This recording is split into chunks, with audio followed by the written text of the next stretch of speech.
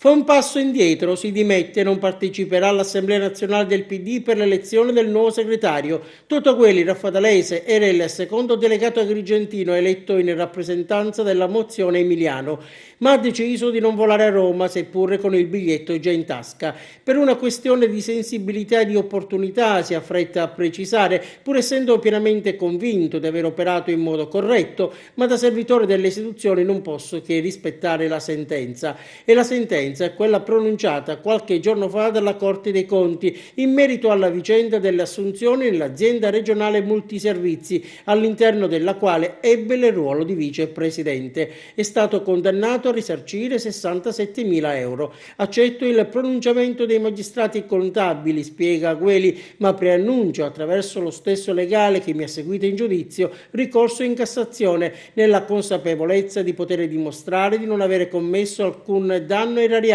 oltre a non avere tratto alcun vantaggio personale dall'addebito che mi viene attribuito. Il CDA si era limitato, puntualizza Quelli, ad applicare una norma regolamentare vigente all'interno della multiservizi che prevedeva l'assunzione dei figli dei dipendenti morti in servizio. E questo è stato fatto, sottolinea, senza alcuna discrezionalità nelle scelte del personale immesso in servizio.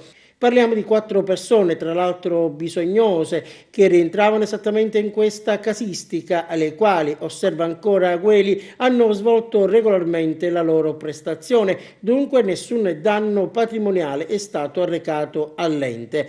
Toto Quelli dunque si ferma per non creare, come lui stesso ha detto, alcun imbarazzo dentro il PD e per sgomberare il campo da strumentalizzazioni o equivoci precisa che aveva sorvolato nel riferire sia a Lumia che a Emiliano la sua questione personale, perché è convinto, evidenzia Quelli, che la verità alla fine renderà giustizia. Al suo posto raggiungerà la capitale per esprimere il voto in assemblea un giovane canicatinese, Ferdinando Graci, che supera Enza Losardo, anch'essa della città dell'Uva Italia, per effetto dell'alternanza uomo-donna, visto che la prima delegata della lista appartiene al gentilsesso e si tratta di Enza Clementi.